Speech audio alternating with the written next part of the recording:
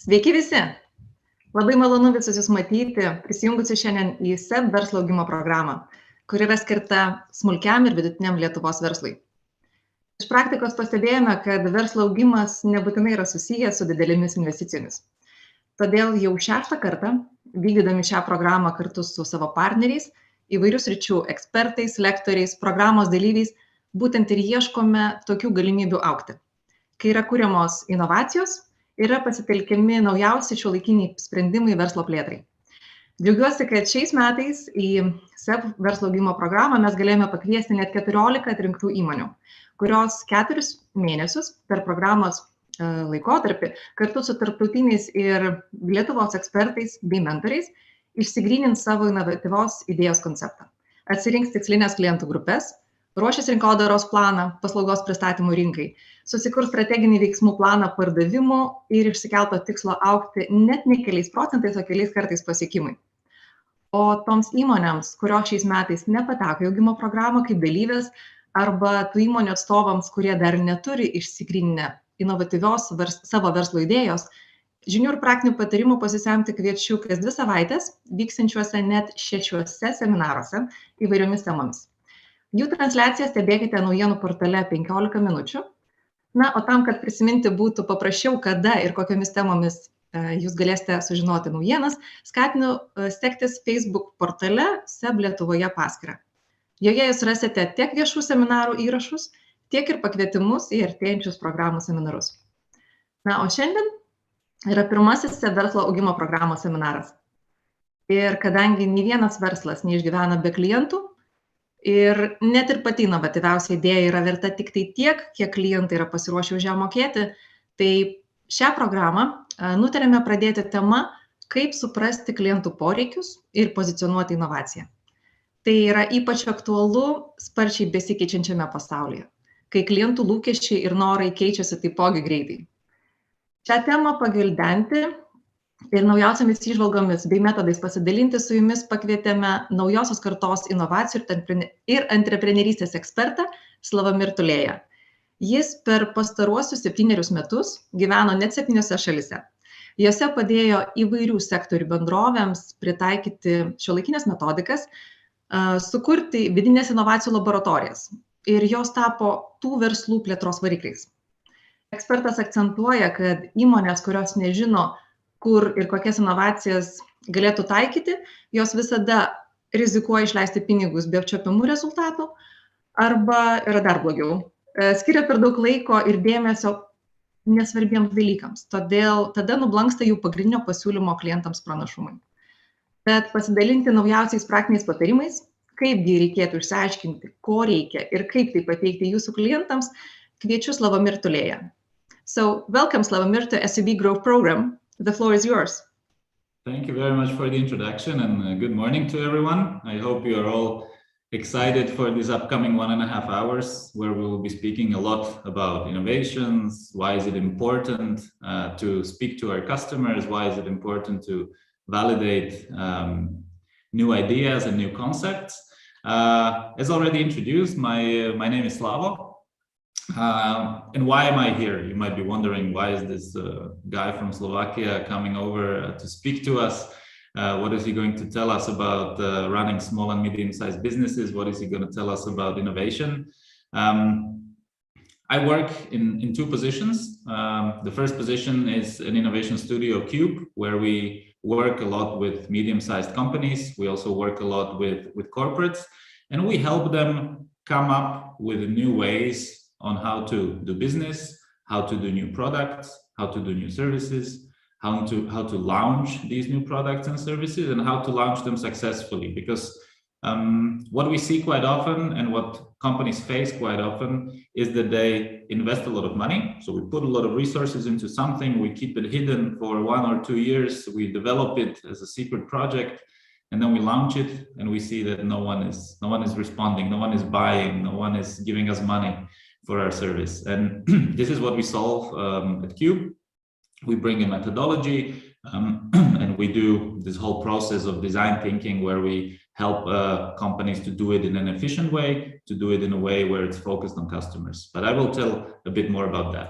My second chair and my second job, what I do is I'm CEO at a venture capital fund. This venture capital fund is focusing on Central Eastern Europe. We do also some investments in the Baltics. We speak to quite a lot of companies there, and we're focusing on early stage companies, so those which have an idea and are starting to validate whether this idea works, how the idea should be then developed, how this idea should be scaled. And this is the time when we invest into these companies. We have a fund which is sized at 30 million euros, and we have been running this fund for the last 2.5 years. No successful exit yet, but we're hoping to change that soon. Why is it important that you are here? And why is it that the customer discovery and value proposition workshop is first in the series of workshops which you will have? Well, at first, when we have an idea, we have to somehow validate it with our customers. We have to gather customer insights. So we have to know what the customer wants, what the customer feels, how the customer is interacting. We have to take those insights and turn them into something which is a new proposition, which is a new service, which is a new product. And we need to have a methodology on how to validate this with the market again. So we get some feedback and we have something where we can improve on, and we can build on top of it and continue until we have something which is meaningful.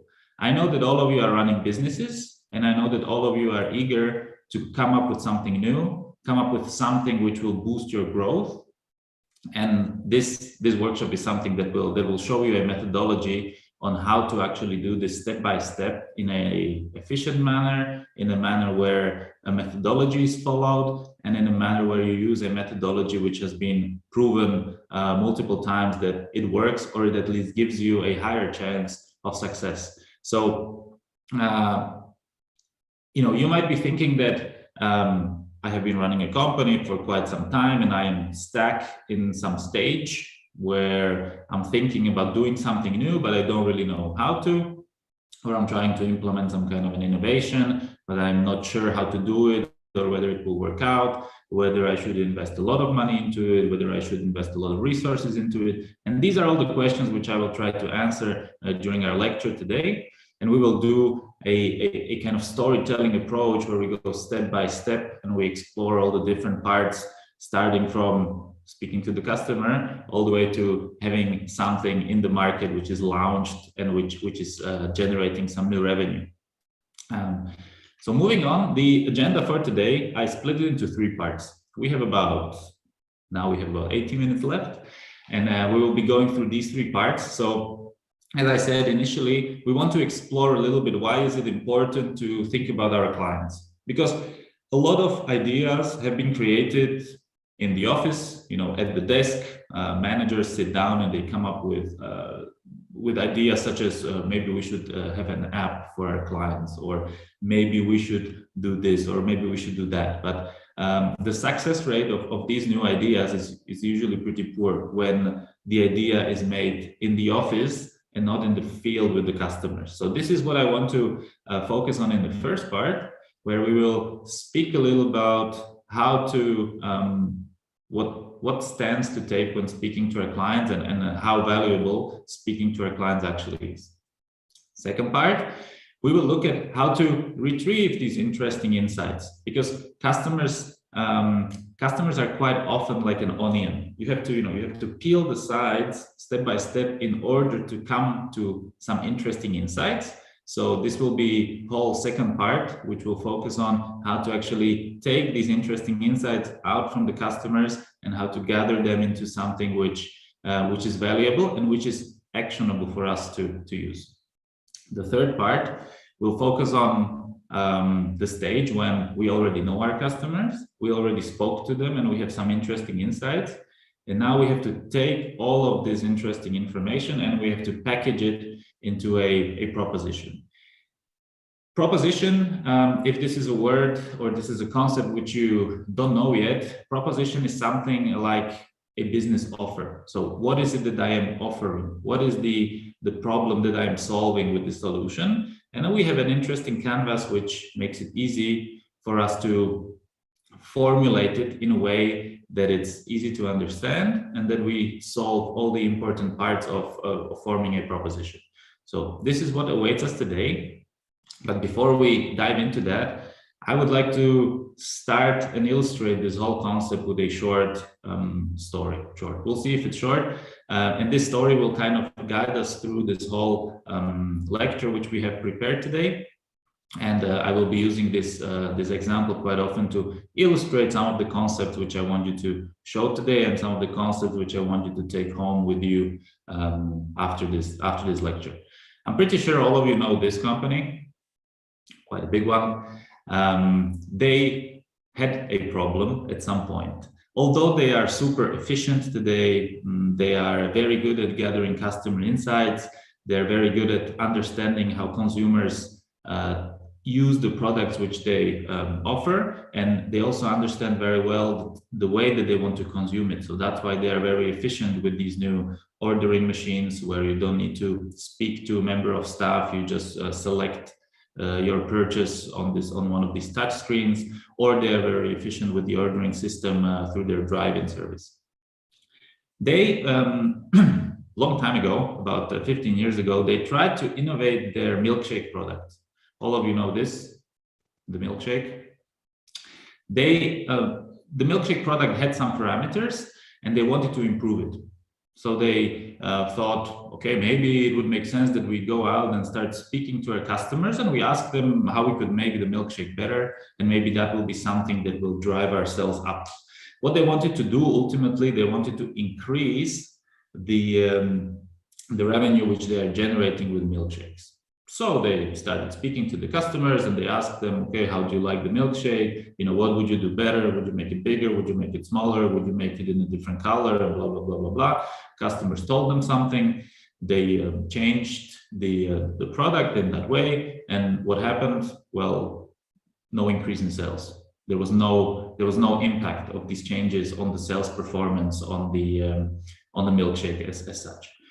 So then they teamed up with Harvard professor, and they came up with the research where they placed someone in McDonald's for 18 hours. So all the way from when McDonald's is opening, in some stores it's opening at 5, at 4, some of them are 24/7. So they placed the person there, and the person was observing how are people buying these milkshakes? When are they buying them? Are they alone? You know, do they consume the milkshake then in the store, or do they take the milkshake and they drive away? What is the usual scenario of people buying milkshakes? And as they were watching for 18 hours, they saw a pattern. Most of the milkshakes were bought before 9 a.m. in the morning. Very interesting. Most of the milkshakes were bought by people who were alone, so they were either coming through Mac Drive, or they were parking their car, buying a milkshake, getting back into the car and driving off. And lastly, they always consumed it outside of McDonald's, so they weren't staying in the restaurant, and they were just driving off. And that already gave a totally different perspective on the whole problem. So we now have milkshake, which is in 90% cases bought before 9 a.m. by people who are coming alone, and by people who are just taking it and driving off. So then the next week, after this interesting observation, they stood at the McDonald's restaurant once again, and they were asking these people, sir, why have you bought this milkshake, and what problem is it solving for you? At first, these people, of course, didn't really understand what are they asking me? Why are they asking me what problem is my milkshake solving? But then, as they explained what they're trying to see, they asked them the question in a little bit different way. They said, "What the job is this milkshake solving for you?" And in a job, I mean, let's imagine that in the morning you are hungry. So there is a job to be solved, that you are hungry. And this job can be solved by multiple ways. You know, you could eat a banana, you could have a full-on British breakfast, or, you know, there are multiple alternatives on how this job could be done. And this is what they came to when they were talking to these people who are buying these milkshakes. They said, yesterday I tried to solve this job by eating a banana. But the problem with banana is that I finish it in less than a minute and then I am hungry again. Another person said that bread and butter is another way to solve this job of eating something on the way to work. But they said it's difficult because then they have to drive with their with their legs while they're preparing the bread and eating the bread. So it's very difficult. And they figured out that actually the advantage of the milkshake is that it takes you at least half an hour to finish it, because it takes a long time.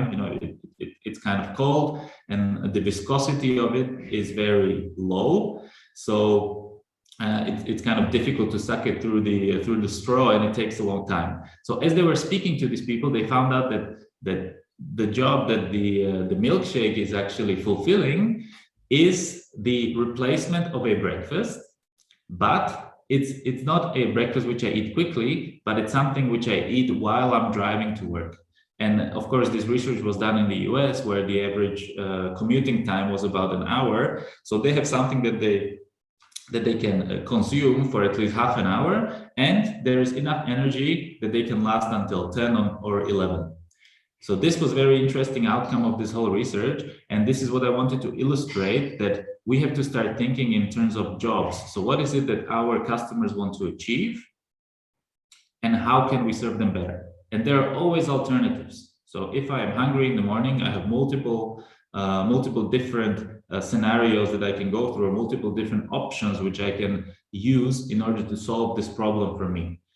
And this was the case with the milkshake, and this is how the jobs to be done theory came along.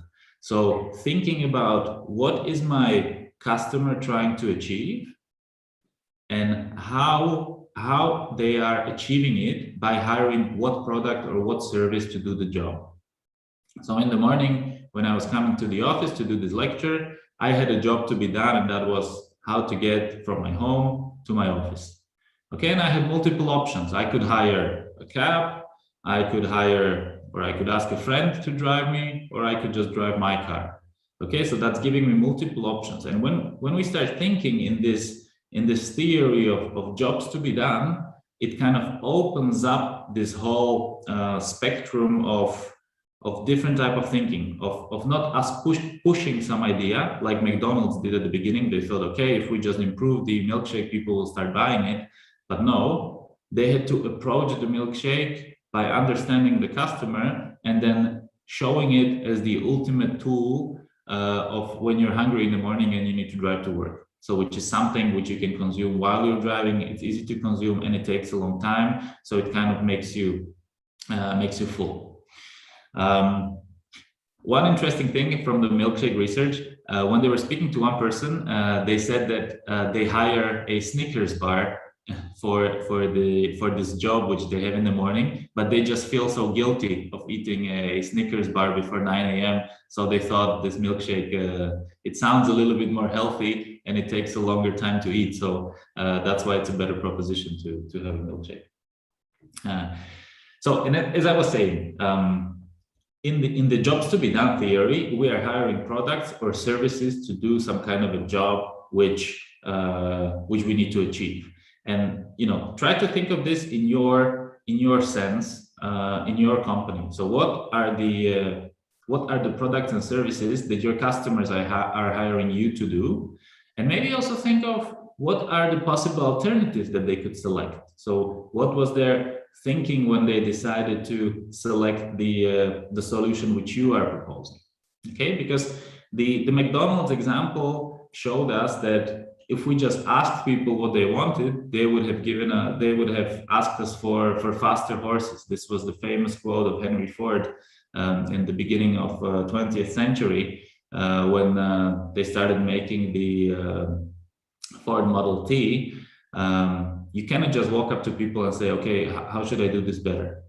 Because maybe they just say that they want a bigger milkshake or they want a cheaper milkshake, but that's it. But this is not the underlying reason why someone would buy more of it, why someone would approach the company more often to buy it, or someone would pay a higher price for it. Okay, so we have to be very aware of how we are asking these people the questions which we are asking, because they cannot be, as I said, customers are like onions. You have to peel it slowly, one by one, in order to come to the interesting insight, which was in the McDonald's case, which was that people are actually supplementing their breakfast with a milkshake while they're driving. So of course, when Henry would be asking people who are riding horses, what do you want? They want a faster horse, but they haven't imagined the idea of car being something which is superior to what a horse was. So keep this in mind, and we will come back to this. This is another illustration of how to think about this. Okay, so a person wants to achieve driving a skateboard, but they're actually buying certain pieces, but you're not selling them as individual pieces and asking the customer to build it all together, but you're selling them the idea. So, you know, the person wants to have some kind of a sports activity, such as skateboarding, and they are hiring a product to do this. And this product, in case, is not the individual wheels and the screws and the board, but the individual, the product is actually the finished skateboard, which is solving the job which I have, and that job is to have a sports activity such as skateboarding. So think about it in this way. We will come back to it, and I'll keep this idea of the McDonald's milkshake going through the presentation. So we'll be coming back to it, and we'll be imagining how to apply this at the individual step. So when we want to find out more about the jobs which our customers are trying to achieve, we have to approach it in a, how would I say, in a structured manner. Okay. As McDonald's did it together with Harvard professors. This was, of course, a long time ago when all this topic of having a methodology on how to approach research when innovating services and products, it wasn't around, or it was around, but it wasn't as popular. Maybe it was around and heavily discussed among the academics, but it was not a general business knowledge like it is today, and a general business concept which is used. So what we need to have some kind of methodology to understand our customers. This we will explore in the next slide.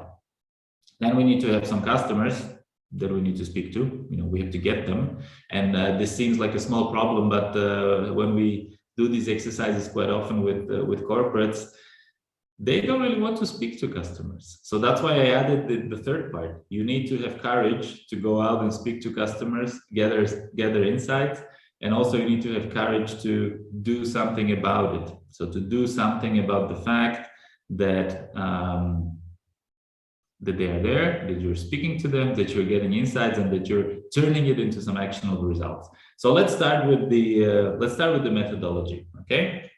So there is something which is called a double diamond. Maybe some of you have heard about the methodology of design thinking, which is a methodology which kind of gives you the steps on how to think like a designer when designing new products and services. It has been around for quite a long time. I'll show you on the next slide how long. But this is a methodology which we use, I would say, in almost every project. In almost every project which we were building before, and it's something which works. It was actually conceived by the British Design Council, actually long time ago in the 1940s, and it was then more used after Second World War. And it was an approach by British Design Council to come up with a methodology how to design better solutions on the problems which are there. If you would speak to a designer, an industrial designer, okay, so someone who is designing physical products such as chairs, such as markers, or such as, you know, things like this, they would have a very similar approach. Okay, they just call it a different, they call it in a different manner, but it starts with something which you would say is an observation. Okay, so you want to observe how people, you know, if I take this marker, for instance, it's a whiteboard marker.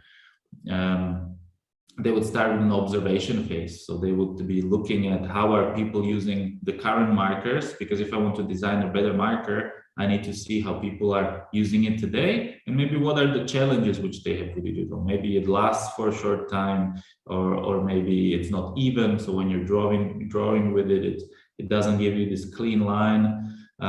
So you have to observe.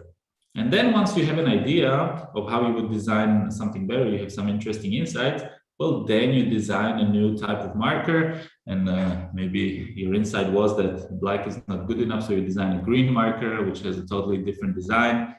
It's structured in a different way. And then you start experimenting by testing it. So you give it to some users, they try it, they give you feedback, you improve it. And so this was something that British Design Council understood, that in order to design better products, you need to have some kind of methodology. Later on, it seems that this methodology is also good enough for designing services. So, and by services, I mean, of course, this can be physical experiences, such as checkout process at a supermarket. But this is also very applicable, and by services, I mean applicable to digital solutions. Okay, so how you interact with an application in your phone, how the individual screens are designed, what is the flow that you go through, and so on and so on. The methodology looks like this. It's called the double diamond. So you have the double diamond. So as I said, similar to the example with the whiteboard marker. On the left side, you start with research. Okay, so it's called the empathy stage, the discover stage, where you want to open up your mind and you want to go out to the field and explore everything in a way that you would gather some interesting insights. And this we can imagine as the research which the guys at McDonald's were doing. Okay, so they went to the restaurant and they were standing there and they were observing people. Observation is one of the main methodologies which you can use in this particular discovery stage. Second thing that they used was interviews. Okay, so they were asking people post-purchase some questions, why you bought it, what is the reason, what job is it solving for you, and so on and so on. So that's the empathy stage. Then we have the define stage, where we take all the insights and we pick, as cherries, we pick the most interesting insights out of those, and we pick those insights which will somehow give us an idea on how to improve what we are doing, how to make it better, how to something which will drive the idea of development of the prototype, which comes again in the third stage. So if we're moving to the iterate/prototype phase, in the iterate/prototype phase, we again come up with multiple solutions for the problems which we discovered, or for the insights which we saw in the define phase. We produce these prototypes, and then we go into the final stage where we validate it. So we run these experiments, we run multiple experiments, and we see what kind of outcome we get. Why we have these two arrows on the top and on the bottom? Well, it's an iterative process. You don't do it only once. Okay, so imagine that we're designing this marker. We would probably not get it right on the first try. Okay, so we have to iterate, we have to try it again. So we come all the way to the validation phase, we try, we get some feedback, and then we go back again to the research phase and we ask them, okay, why did you use it in this way? What did you like? What did you not like? Blah, blah, blah, blah, blah. And that gives us interesting insights on how to improve it, and we kind of run it in circle. What we have at the beginning, on the very left side, is the awareness part. So we are aware that we need to change something. We have an intention. So my intention is to improve the milkshake. Good enough intention, okay? So I go into the research mode, I research everything, I gather interesting insights. But what I have in the middle of the process, so after the first diamond, I have something which is called the design brief. So I know that this milkshake is very widely used in the morning to supplement breakfast. So now I have the design brief where I need to design a better milkshake, which more people will consume in the morning because I know that it solves their problem. Okay, and when I go through this whole process all the way to the end, I end up with something which is impactful. So something which creates new revenue, decreases costs, or attracts more customers, or allows me to sell more of the product or sell the product for a higher amount. And this is the logic of the double diamond. As I said, it has these 4 stages. So discovery, definition, development, and delivery. Of course, if you search for design thinking, you will find multiple names for each of these stages, but the general idea is very similar. Okay, so you always start with the discover phase, and in the discover phase, as I said, you want to understand and identify a problem. Okay, in order to identify problem and to somehow contextualize it, you need to put yourself in the shoes of someone who is at the beginning, someone who doesn't understand the whole thing, and you want to go out and do observations. You want to go out and speak to people. You want to go out and gather some insights. Maybe you want to try it yourself. And if I look back into the types of projects which we did in the past, we have been doing this research for multiple companies, and there are 2 examples which stand out. We were once doing this empathy and discovery phase for a company which is producing paint. So it was a Slovenian company. They're producing paint for painters, to paint your walls and also to do the facade of the house. And they asked us, okay, we would like to understand how these individual painters and the small shops work. So we said, okay, so maybe we go out and we do a bit of research. So we ended up driving for 1 week through Czech Republic, and we were visiting all these small painters, and we were going to the construction sites with them, and they were showing us how they order the paint, how they calculate how much they need, how they communicate with the store, how they order things, and so on. And it was a super interesting example, because at first this company which was giving us this job, they wanted to make a digital application where the painters could order paint while they're at the construction site. And we thought, are you sure about this? Because these painters, they're usually not very skilled in digital technologies. Sometimes they're a bit older and so on, and they're used to totally different ways of functioning. And they said, okay, you might be right. Let's go and ask them. Let's go and see how they work.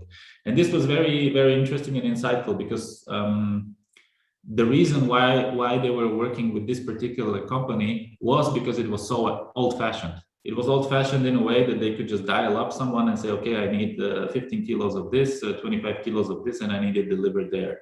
And that was the reason why they were working with it. All the other competitors have already migrated to using an application, and this was the key problem on why they didn't want to cooperate with them. So having these insights after 1 week of research, they actually came to the solution that they would make a better call center for their users, rather than turning it into a digital application which no one would use. So by illustrating this example, it's important to think about finding the right problems and finding the problems which people actually have, and not solving something which no one cares about. And this discover phase points you into that direction, because you are forced to go out and explore. After you have gathered all these interesting insights, then you move into the define stage. The define stage is, you can imagine it as something where you do data processing. Okay, so for us, when we do these types of research, let's take this painting business example. During 1 week, we did about 25 qualitative interviews. So they took about 1 hour. We did them with shop owners, we did them with painters, and so on and so on. We also did some observations, and we also did some secondary research. And during the define stage, you want to put all this information together, and you want to strip everything which somehow doesn't relate to it. Okay, so you want to get rid of all the noise, and you want to end up with the interesting insights which give you some basis for building a prototype, or for building an opportunity. What is important to say here is that in this data, you have quite a lot of it. So it takes quite a long time to go through all of this data, because usually when we do this type of research, we do recordings, and then we also do some transcripts. So when you do recordings and transcripts, you have to go through each of the individual transcript multiple times in order to kind of pick out the interesting insight. And in terms of this painting business, one of the interesting insight was that that the reason why they are with this particular company is that they actually have someone where you can call. There's someone on the line, someone on the other side with whom you can interact, and it's not just you typing something into a phone, into an app, and ordering. So this was an interesting insight, because that's something that you can build on top. And you can think of, okay, in the next phase, how can I develop this to make it even better and to make it even more outstanding in terms of in comparison to all the competition which we have. So this is something to keep in mind. And of course, this was a hidden opportunity, as is stated here in the definition. So this was a hidden opportunity which we found and we identified, and then we were building on top of it. Of course, it also gives you a few areas where you shouldn't really go into, because if you see that there is absolutely no interest from these people into anything that is remotely digital, then you can identify it as a no-go zone. And after this whole definition phase, you will end up with some kind of a map of the playground where you can play and where you can come up with new ideas. And you also have the fence on the side where that, okay, maybe we shouldn't go into this, we shouldn't go into that, and that's something which is out of scope or out of bounds. So definition phase, super important. And at the end of definition phase, well, I have the list of opportunities which I wanna find solutions for, and that brings me to the develop stage. So this is again where we turn from the analytical approach of the previous phase. We go into the more creative phase of coming up with a new idea, coming up with solutions, finding ways of how we could solve the particular problems which we identified. And if we have the problem of painters not wanting to use anything that is remotely digital, well, that's an interesting case for us to solve in this phase. Okay, so how could we make it better, that they have a better experience by speaking to an actual person rather than using an app? And then we can come up with multiple ideas and we can prototype these ideas. So if we come up with a new way of using a call center, well, that's good enough solution. That's something that we can then try to turn into reality quickly. We can try it out and we can get some feedback. And that kind of brings us to the last deliver/validate phase. And this is where let's say we in the previous phase came up with 5 different interesting ideas. Of course, we don't want to pack them into one and say we have the ultimate solution which will solve all the problems of painters in Europe. No, you want to test it one by one, and you want to get individual feedback on each of these solutions, and then see which ones are valuable, so which ones prove to be valuable, and which ones customers are not responding to them, or it's not bringing any benefit.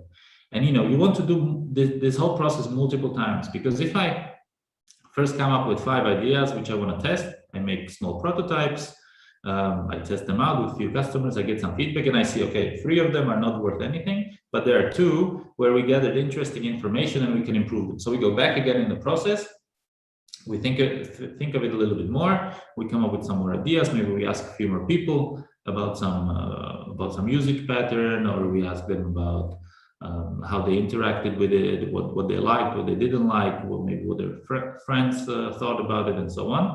And then we improve it. And this is what I'm talking about when I'm talking about the iterative process of design thinking. Okay, so when we have these two double diamonds, or 2 diamonds, 1 double diamond, this is something where we always want to go in the iterative process of moving between creating prototypes and getting some insights from validation, back to researching a bit more and improving the whole thing. So keep this in mind. We will be discussing it a few more times today. I have another example for you. When I was working for Škoda Auto Digilab, I was one of the co-founders of Škoda Auto Digilab, which is a It's a daughter company of Škoda, so the car producer. And in 2017, they were launching the Škoda Digilab, which is a daughter company which is focused on building new mobility solutions. So how this came about? Well, Škoda was producing, 1.3 million cars a year, or now it's maybe even more, 1.5 million cars a year, or maybe right now not so much because they don't have any chips. So now they have to hold the production, but let's say they were producing about 1.5 million cars a year, and they saw that they are not targeting all the customers which they want to target. Škoda has an average customer age of about 55 years, which is a bit problematic for them because they see that they are not attracting somehow the young audiences. So they're not attracting people who are young, who have high incomes, and who are living in the cities. Okay, so they said, maybe we should start thinking about how to come up with various new mobility services and how to maybe solve some problems for our customers in a different way, from buying a car. Because ultimately what Škoda wants to achieve is that you buy their car, you drive it for 3 years or 4 years, and then you buy another one. But not all the customers are this way. So when we started doing research on younger customers or on specific personas, we saw that, of course, they are, in the age of 25 to 35, there are people who don't really need a car if they live in a big city, if they live in a big capitals of Europe, in Berlin or in Prague or in Vienna or wherever we're making these researches. So I was there responsible for a department which is called the Customer Insights and Prototyping. And we were responsible for going out to the field, speaking to the customers, finding out what problems they have, and then coming up with some new propositions on businesses. And one of these propositions was mobility with care. And this came about when we were speaking to people who are families who have someone in their family who would be considered a vulnerable person. And that the definition of these vulnerables is either kids, so kids which are, I think it was under the age of 13, and also people who are seniors, so parents of that family or someone in the family, so people who are over 65, they had some mobility issues, either they were living alone at home or they were living in these old people's homes, so these senior houses.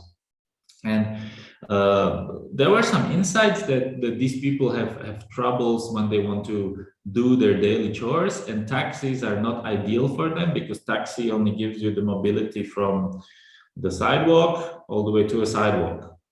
So we said, okay, maybe it would make sense that we start designing a service which is door to door, so your front door at home all the way to wherever you need to go and to that door. So it's not just leaving you on the sidewalk and then you continue.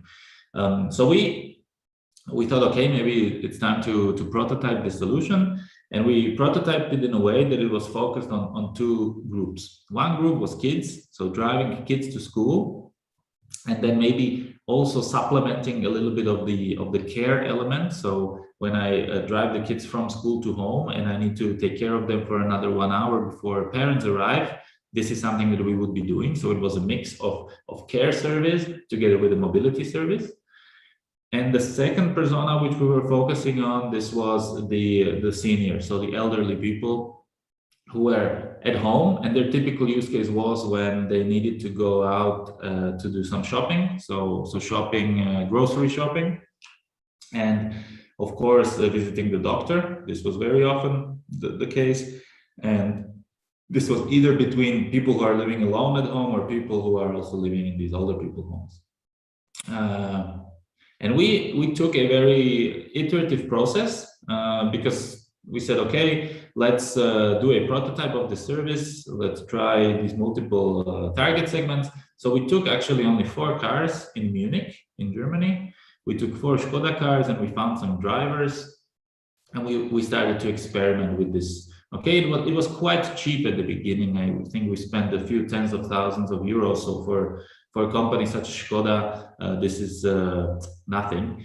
So in their case, it was a very agile and cheap prototyping of new ideas, because usually when they were producing something before, some new idea, it would take hundreds of thousands of euros, and it would take multiple years until they found out that it doesn't work. So this was quite a quick approach. It took us a few months to get the service running. We were driving some people around Munich. We had an application. We also had a telephone line, and we were driving older people around. We were driving kids around, and we were, of course, by running the first iteration of the service, we came to some, how would I say? We came to some ideas where we saw we have certain problems here, we have certain problems with particular personas, and we were going in this iterative way. So almost every month we were changing how the service works. Okay, so we were for 1 month we were focusing on people living alone at home, older people. Second month we were focusing on children of those elderly people. So maybe they would be the ones paying for the service. Then we were focusing another month on the elderly homes and see whether this is a service which they could offer directly to their clients, and so on and so on. Here I want to illustrate how important this iterative process is, because if you have 20 ideas at the beginning, you want to start killing them off slowly, one by one. And then you end up with 3 ideas which are strong, and with those you can then push forward. And I think about 1 year after we started experimenting with this service, we already had about 20 Skoda cars which were driving around Munich, and we're kind of scaling this service. So this is an interesting example on how to use this design thinking process, how to use the iterations process, and how to use the fact that you need to speak to these customers. So the amount of interviews which we did with kids, with their parents, with elderly and their grandchildren, it was like tens every month. So that's something interesting. Now you might be wondering, what are you asking these people? Or what are you asking yourself when you're starting with such research? And that brings us to the key questions. There are 3 key questions when you start the project. So when you take the design thinking double diamond graph and you're in the empathy phase, what do you start with? Well, you start with what, who, and when. Okay. The first question, what do we know about this topic today? This is a very important question, and it's something where this is the first question which we start a project with. So when we said, okay, maybe let's look at the door-to-door mobility, we did brainstorming for 2 hours, and we were putting down everything that we know about this topic today. Do we know that it exists? If so, then we write it down. Do we have some research data on it? Great. If we do, we put it down. Do we know how customers are liking it in a different country? If we do it, then we put it down. So we want to gather this kind of knowledge center about what do we know on this topic today. And if we take back the McDonald's example, what did they know about the milkshake? Well, they knew it was selling, but that's pretty much it. They didn't really know who was buying it, why they were buying it, when they were buying it, and so on. But they had some idea at the beginning. They knew how much it cost, they knew how much profit they have on it, and they know the volume which they sell over a course of time. Super important question, something to start with. Second important question, what do we want to find out? So here we have to realize, what is it that we don't know about the topic? So what is it that we want to find out? So maybe we want to find out when people are buying these milkshakes. Maybe we want to find out the types of questions which the guys who are doing the research post. Okay, are they alone when they're buying it, or is it a group? Do they buy it at what time of day? Do they buy it? Do they consume it in the restaurant? Maybe I would also ask, is the usage pattern the same across the US or across the world? Are there some differences? Are they buying it more on the weekends, or are they buying it more on the week, on the work days? I would also be interested in knowing whether the size is sufficient. Is it big enough? Is it small enough? Do they like the way that you consume it? That you consume it through a straw and it takes a long time, and blah blah blah. Okay, so this is where we list out, again, a brainstorming session for 1 or 2 hours or shorter, depends how efficient the team is. But you want to list everything that you want to find out, because this gives you a basis for the research which you will be doing. Okay, so once you know what you don't know, then this will give you a guidance. Third important question: whom do we want to ask? Okay, do we want to ask random people who are coming to McDonald's restaurants, or do we want to structure it in some way? Do we want to find someone who is buying it every day, or do we want to also find someone who is buying it for the first time? Do we want to find someone who has been buying milkshakes for a long time and has stopped? Okay, so now it's important to start thinking about who could be our respondents whom we want to speak to during our empathy phase. Another example which I can bring from Skoda, we got a task that it would be good to come up with some new ways of buying and selling second-hand cars, so used cars. We know that used cars market is very difficult. It's very, how would I say, it's not transparent at all. And you always face the risk of buying something which doesn't have the amount of mileage which you expect or which is shown. When you import the car from Germany, you don't really know how people are using it, and so on and so on. So there are challenges. So we said, okay, whom do we want to ask? So we said, we want to definitely speak to someone who has bought at least 10 used cars. We want to speak to someone who bought their first used car. We want to speak to someone who is selling these used cars, so is a small second-hand dealer, someone who is importing cars from Germany. We also wanted to speak to a thief, so someone who is stealing cars, and we want to understand what is their logic behind stealing a car and where does the car then travel. So what is the business model behind that? Because when people are buying, when we were speaking to people who were buying second-hand cars, this was also their worry, that they want to buy a car which is not likely to get stolen. There are certain types of German cars which are more likely to be stolen, and then there are those Japanese types of cars which are not really stolen at all. So this was something interesting. But we wanted to be very creative, because if you just say, okay, I want to speak to random 5 customers, it's better than nothing, but it's not good enough. Okay, so you want to really have a brainstorming session, and you want to come up with multiple different types of personas, and it's not only users. This can be experts on the topic. This can be someone who runs a business in that area. It can be multiple. It can be some academics. It can be some government officials if it's a topic which somehow involves them, and if it's a topic which involves people who need to regulate it somehow, so maybe speaking to regulators and so on. But it's an important question to ask. And that brings me to another important point with regards to whom to ask. Well, we should speak to extreme users. So, of course, when I say extreme users, you all see images of someone who is super extreme, but extreme users is just an explanation on people who are either very frequent users or are users which are super new. Okay, so when we would think about the typical distribution, so we have this bell curve, then extreme users are people who fall outside of this average. So it's someone who is having a different experience, or is experiencing the given product or the given service in a special way.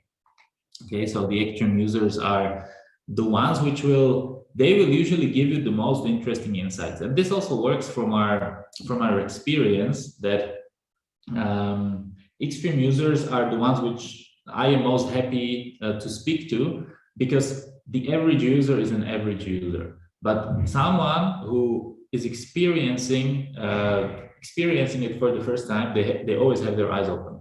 So think about the last time when you were traveling somewhere. Let's say you traveled first time to a particular airport or a particular city.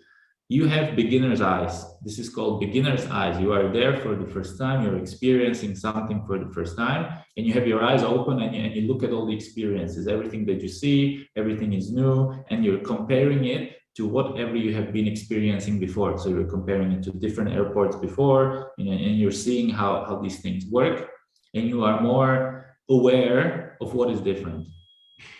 That's the first type of extreme user. Second type of extreme user, it's someone who is, let's say in this particular example, someone who is a frequent traveler. Okay, frequent traveler, someone who does 150 flights a year. They are also very much focused on how does the experience vary from plane to plane, from brand to brand, from a class of travel to another class of travel, long haul, short haul. How do the airports look? Are the workflows the same? Is it something different? So these are people who are, again, if they're extreme users, they notice those tiny differences when the service changes. Whereas average users, the majority, not so much, because they don't get to see that much, and they are not so recipient to the changes. This is how it looks like, and this is the reason why it's important to think about the extreme users. When the reason why I was telling you that when we were researching these used cars at Škoda, we wanted to speak to people who have bought their first used car, because for them it's something totally new. It's something they don't know what is normal. They don't know what is typical business practice. They don't know what is good and what is bad. So they question everything. And that's super important, because there we might find out that there are particular insights upon which we can build a solution. And the same is with extreme users, because if I have bought 10 used cars in the last 5 years, then I probably know that I have some kind of a workflow on my own. What is it, what things I check, how I approach the selection process, and so on and so on and so on. So that's something to keep in mind. Think about your business right now. Who are your extreme users? Do you have someone who is a customer of yours which comes back every day, or who comes back 10 times as often as the majority? Or when was the last time you had first customer come along? And how did they interact? What was their experience? Did you speak to them? Did you not speak to them? Did you see that they're a first-time buyer? And so on. Think about it in a way. Maybe it will be something that guides you to a better questionnaire when you speak to people. So now we defined the 3 important questions. What do we know about the topic? What do we want to find out? And whom do we want to ask? And now we go a little bit into the details of how to retrieve these customer insights. And now, bad news. Now we have to make an interview script, and we have to go out and speak to customers. And this is for some people and for some companies, this is the most scary part, because speaking to other people is scary. I don't know. You be the judge, but for me, not so much. For someone who is doing it for the first time, it's quite often something that is very scary. So in order to retrieve some customer insights, the best way is that we actually construct an interview script. An interview script is something which we would, where we would put all the questions on the things that we want to find out. We would structure it in some way, so we don't shoot the most important questions at the person right away, but we structure it in some way, and then we sit down with the customer for 45 minutes or for 1 hour, and we speak to them, and we write down everything that they say, and then we process the data, and we try to get some interesting insight. What is important when doing customer interviews is that we don't want to suggest anything to the people. It's very important that we approach it in a very open-minded manner, and we approach it as beginners ourselves. Okay, so we want to speak to the customers in a way that they tell us their experiences. They tell us how they, did certain jobs, how they went to buy McDonald's milkshake, why did they buy it, and so on and so on. We don't want to present them a solution and say, do you like this better? Do you like the green color better, or do you like the blue color better? This we don't do. Okay, we are there to listen, and we are there to ask open questions such as, why, when, who, and so on and so on. What is also important when we are building this script is that we write down all the information which we stated in the workshop when we were writing down what is it that we want to find out, because we need to structure it in a certain way, and ideally we want to ask all the respondents the same questions. Okay. When we start these interviews, it's important that we build some kind of a relationship with the person, because we would approach the person and say, I know that you have bought 10 different cars. We're doing some research and we try to understand people who are buying used cars often. Would you find 1 hour to speak to me about this whole thing? At the beginning, of course, we don't start shooting the questions right away at them, but we tell them, introduce yourself, tell us what you did, when you did it, why you approach the car purchase in such a way, what was the last car you bought. You start with these more general questions, and then you kind of go into the more specific ones. So you don't really shoot at them whatever that is complicated and whatever that you want to find out. So you go step by step and slowly. What is also important is that you ask them about the experiences. So tell me the last time you went and bought a used car. Tell me the whole experience from the beginning all the way to the end. And as the person is speaking these scenarios, we ask them why questions, why you did this, why you did that, and so on and so on. And as I said, the customer is this onion, and when you start peeling the onion from the sides, the most interesting insights are usually on the fifth why. So you have to ask quite a lot of whys when you speak to them. What is also important is that you never show them an idea, saying, I have an idea for this used car platform, would you like it? Everyone will say they like it, but will they actually open the wallet? That's the question. Okay, so you don't really want to pose these hypothetical scenarios. You're not there about this. You are there to learn more about the experiences which the person has already somehow witnessed or experienced. As is stated here, these are not good types of questions. Okay, so do you want more free time? That's not a good question. Okay, you want to ask, how do you manage your time? You want to ask, whether the person has kids. Okay, it's important that you somehow want to have a qualifying question before, so you kind of put these people into the mindset of, okay, the person asked me whether I have kids. Now they're asking me, how do I manage time, and so on and so on. You don't really want to start shooting at them these direct questions where there is yes and no answer. Because yes and no answers don't really give you anything. You want to hear experiences. When was the last time you felt you didn't have enough time? Tell me about the experience. And the person starts telling you a story. Stories are the best. Stories are the best and the most ideal for gathering interesting insights, because when a person is speaking about a story, you can always ask another why question. Why this? Why that? Why did you decide this way? What was the reason for that? And so on and so on. Gives you super interesting insight. Finally, the do's.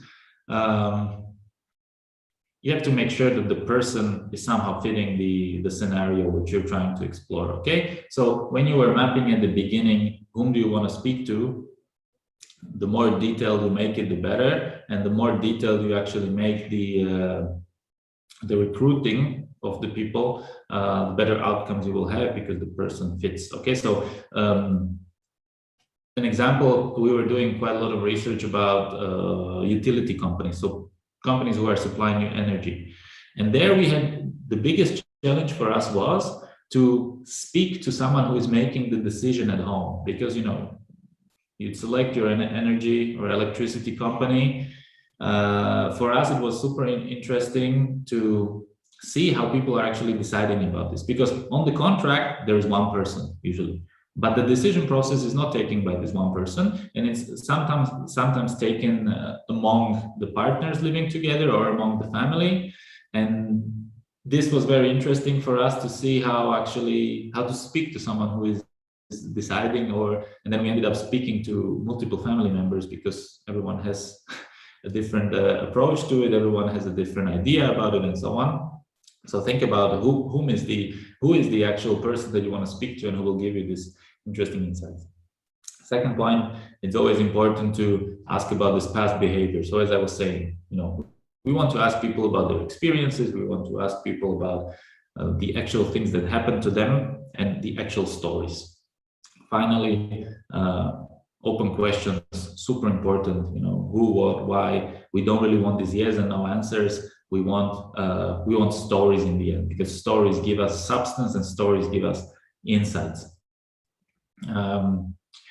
We also want to use these people. If they're open to speak to us for 1 hour, we can also use them for recruiting of other people. So if we know that we need few people from each of the groups which we identified as important, maybe their friends are similar, so it's always worth asking them. Maybe they have a contact, someone they could speak to, and then you end up with another respondent.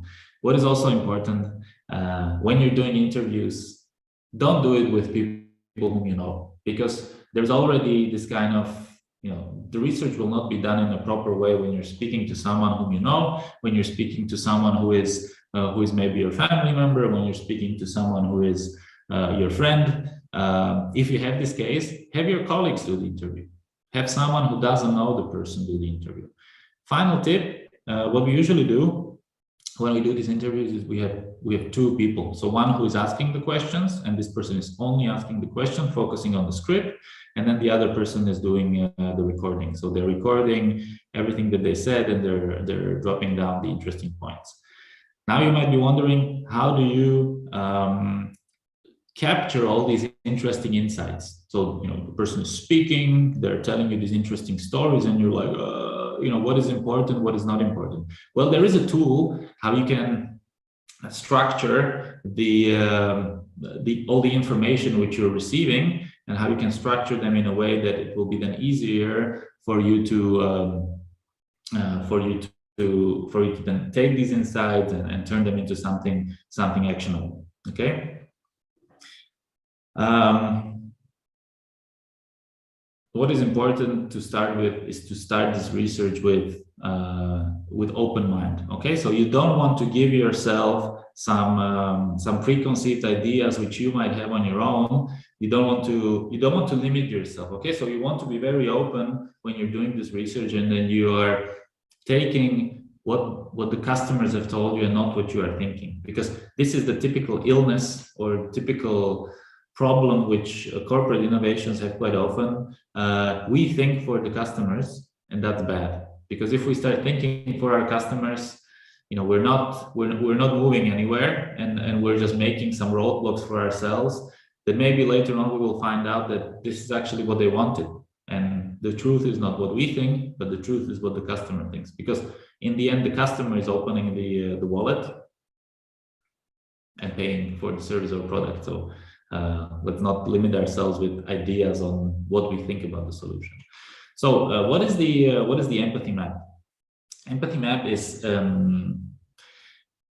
it's a device. Let's call it a device. It's something which will help you capture the ideas of what you are collecting. So all the insights and all the information, everything that the person is saying, everything that the person is doing, everything that the person has experienced, to kind of collect it on something which looks like a canvas, and something that is easy to then use and easy to then compare among each other. Okay. What is important, of course, is that you don't want to put any preconceived ideas onto this paper, but it's something that you actually collected. Okay. So the empathy map, which I'll show you just in a second, is something which is really to be used during the data collection process. Okay, so you don't want to think about it too much, you just want to capture what they are saying, because if you start processing it in your head, you might end up with something which is not which is not authentic, which is not what the person has told you. This is what the empathy map canvas looks like. Some of you who think that this is interesting and would like to try it out, feel free to just Google the Empathy Map Canvas. You will find it on Google. It's actually a freely available canvas. It has been created by a few institutions, so it's easy to get on the internet. And the way that you use this canvas is that you start with number one. Okay, so you're answering the question of who you are empathizing with. So who is the person that you're speaking to? What is their profile? What situation they're in? What is their role? Okay, and then as you are speaking, and these people are answering the questions which you posed in your script, then you start slowly filling in all the other boxes, such as what do they do? Okay, so what jobs do they need to get done? And that brings us to the job to be done theory, which we spoke about right at the beginning. So they, what is it that they do? They need to have breakfast in the morning when they are driving to work. That's a job that they need to do, and they need to hire something to solve it. Okay, so that's where you can start putting all these interesting things which you find out. What do they see? When they are searching for the solution to their job, how do they interact with the environment? What do they see in the environment? What are their options? How are they comparing it? So what are the actions that they're doing? Fourth, what do they say? What do they say about the selection process? Or what do they say about the particular problem?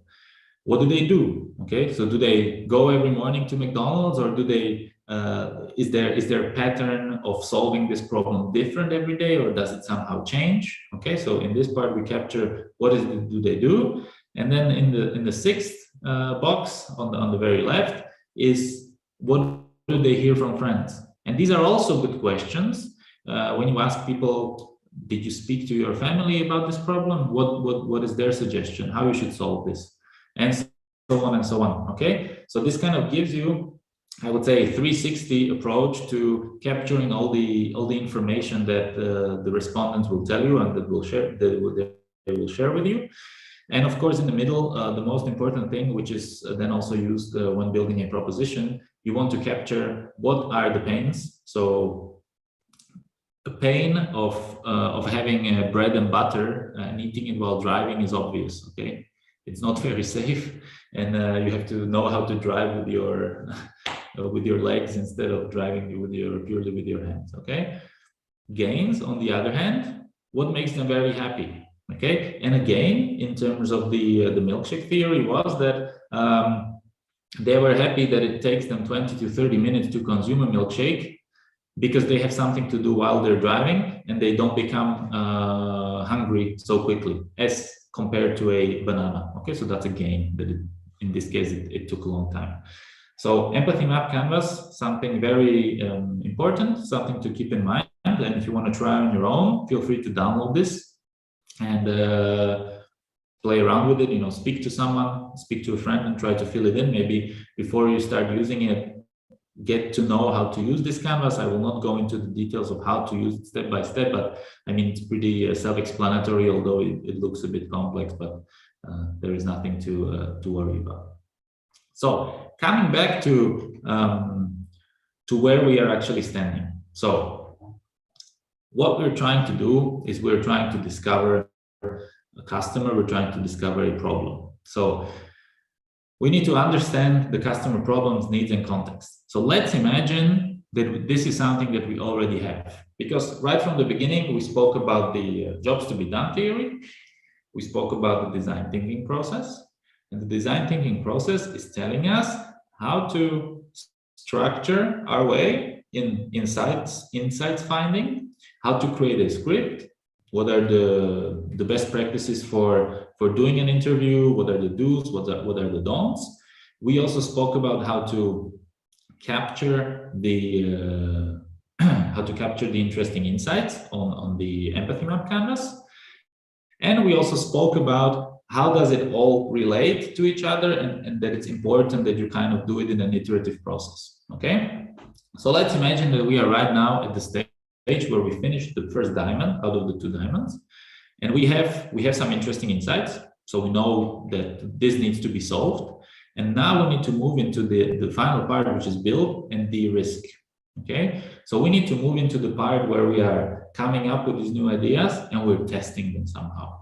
We're testing them in order to gain feedback, in order to get some information back, in order to get some responses and to improve it. Okay, so now we want to do few experiments. And in order to build and de-risk, we have to build a proposition. Okay, so we have to build a proposition on what service are we actually offering and how does it solve everything. And being in the age which we are right now, of course, there is a canvas which goes together with building a proposition, which makes it easy for us. So we don't have to come up with our own methodology. We don't have to come up with our own way of doing of how to do it. We can just go on the internet. We can look at some interesting methodology, and we can take something and apply it. And this is what I like doing the most, because all the knowledge is there. You just have to align it in a way that it makes sense for your workflow and that you use the particular interesting tools at particular moments. So as we were speaking about the empathy map canvas, we know when to use the empathy map canvas, and that's when we do interviews. And now we know that there is some value proposition canvas, which we will use in the prototyping phase. Good news is that this whole canvas is way easier than the previous one. It looks something like this. So you have on one hand the customer profile, on the other hand you have the value proposition, and the whole idea is that you match the respective red parts with the blue parts. So customer jobs on in terms of the proposition is on the very left. So products and services, so that matches to customer jobs. Gain creators match to gains, and pain relievers match to pains. So if we were to look at it from the point of view of the McDonald's milkshake, we know now what the customer jobs are. Okay, so they need to eat something, and they need to do it while they're driving to work. With the current options which they have a banana, which takes a very short time to consume. So that's a pain. They also have a solution of having some bread and butter, which is a pain as well, because it makes it difficult to drive.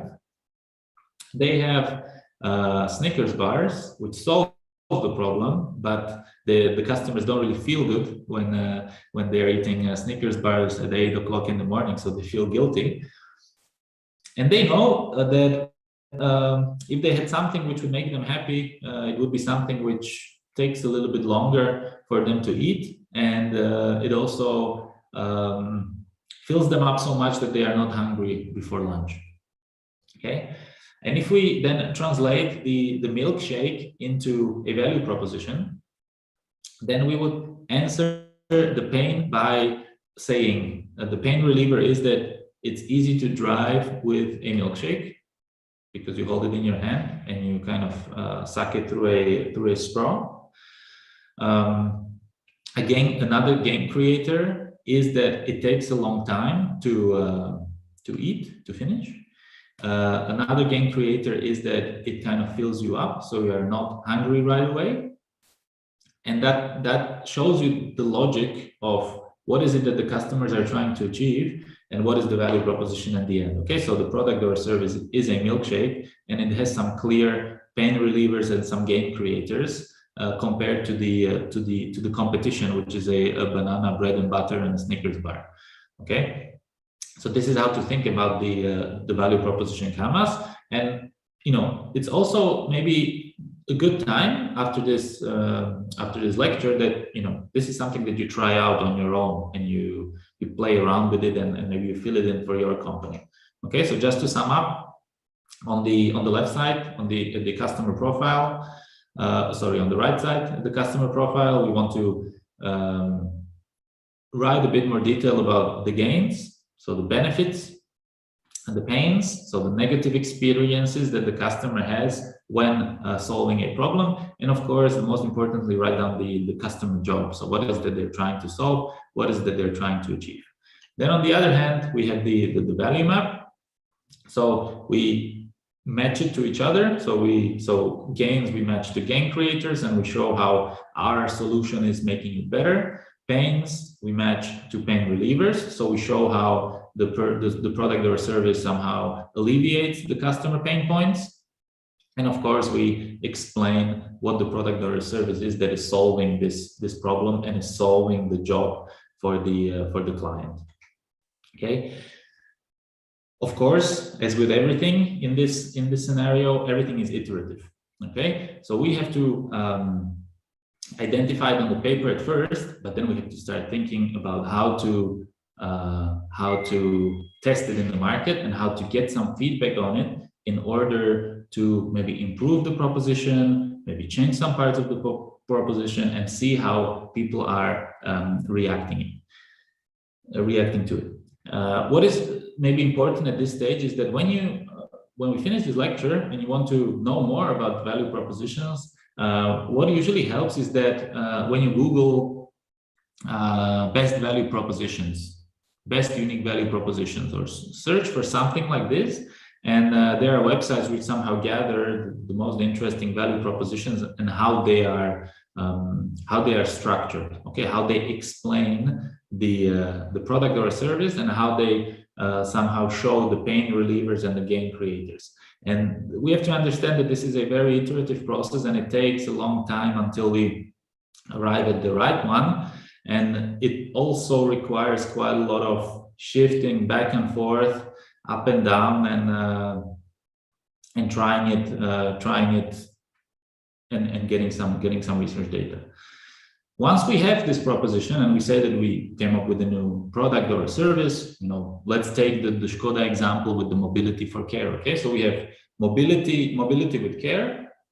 It's solving the problem of sidewalk to sidewalk transportation by actually having a person who will go with you all the way to your home, help you carry your bags or take care of your children. That's one thing. And we also have another pain reliever where we make such a service available. Because when people whom we were speaking to were trying to solve this problem on their own, it would usually involve multiple people that they have to hire. Whereas what Škoda Mobility with Care offered them was an all-in-one service, so that makes it easier for them, and that's also a gain, because these people usually don't have that much time to take care of these things. Okay, so think about this, and now. The final thing that I want to speak to you about is the way of testing it. Okay, I have a map which shows us all the possibilities on how to test such a proposition. It's something like this, and here you can see multiple ideas on what you can do in order to validate the proposition which you have. Okay. So at the beginning, when we were speaking about the double diamond, we said, okay, we can do some customer reviews, we can speak to people. That's gonna give us the idea about the problem. But then once we have value proposition, what is it that we can do? Well, we can do a landing page with the new service, and we see how people interact with the website.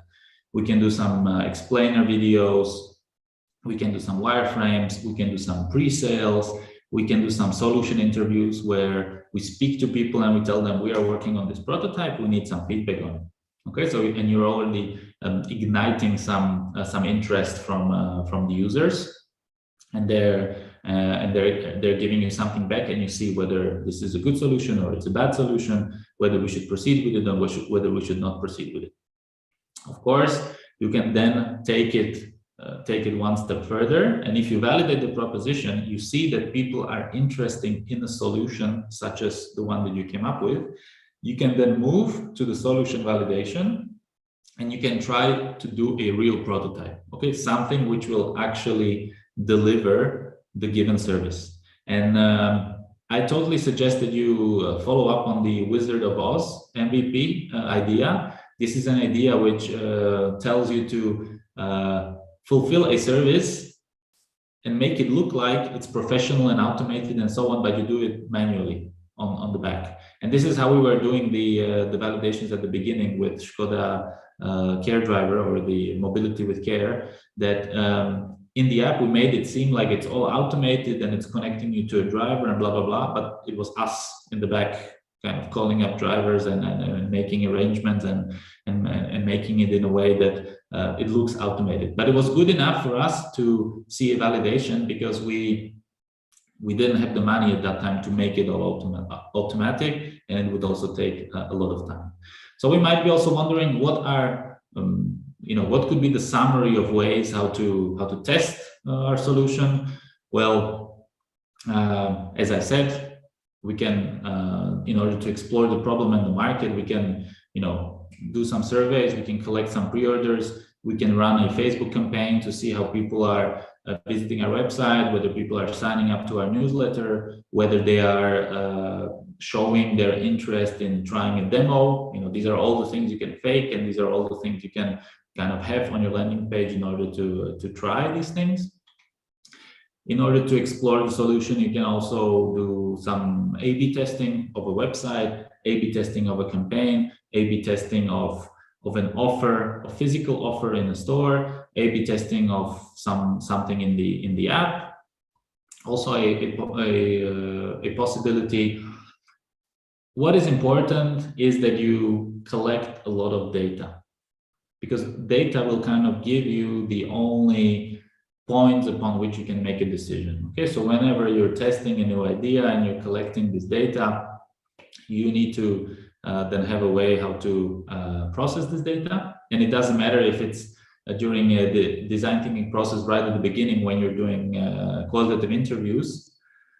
You have to collect data there and you have to process data there, but it's also important that when you're doing an actual testing, so you do a landing page of your solution, well, you really want to see how people are moving through the website. You really want to see what they're doing, what they're clicking, what they're not clicking. Are they signing up? Are they not signing up? Are they leaving their contact? Because if so, then we can also speak to them later on, and so on and so on. Okay, so it's important to think about data when you're testing, and this data will then guide you to another iteration of improving your solution, making it better, and testing it once again. So summarizing what we talked about today. At the beginning, we started with an example about McDonald's. So we saw that McDonald's had a challenge to improve the milkshake product. Okay, they approached it in a certain way, it didn't give any results. So some Harvard professors came over and they started doing empathy research on users of milkshakes. They found out interesting things, such as that people are usually consuming it alone, they're buying it in the morning, and blah, blah, blah, blah, blah, and they're supplementing their breakfast with it. So we said, okay, that's an interesting insight.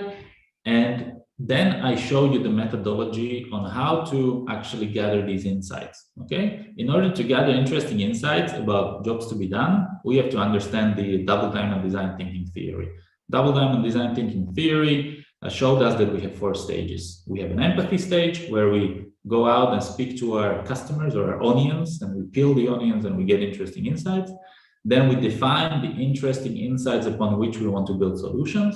Then we go into the prototyping phase, and then we go into the validation phase. We also spoke that when we are in the empathy phase, we want to ask ourselves 3 important questions. What do we know about the topic? What do we want to find out? And whom do we want to ask?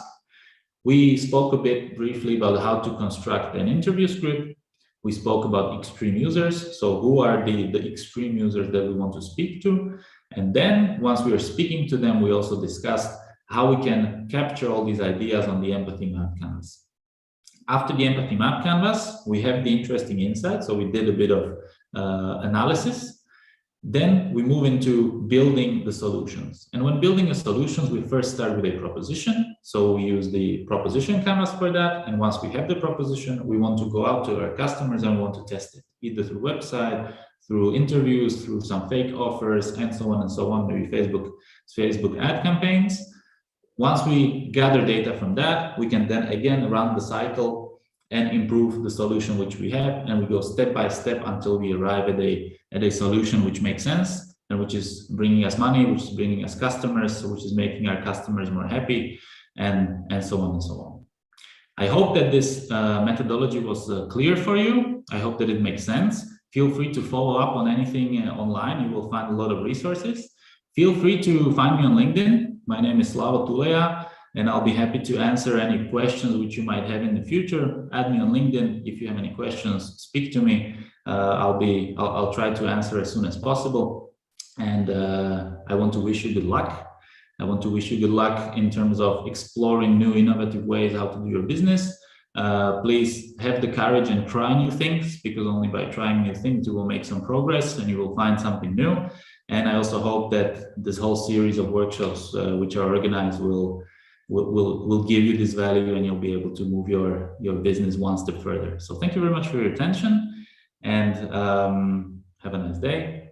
And those of you who continue with the workshop, we will see each other in about 10 minutes. So thank you and goodbye.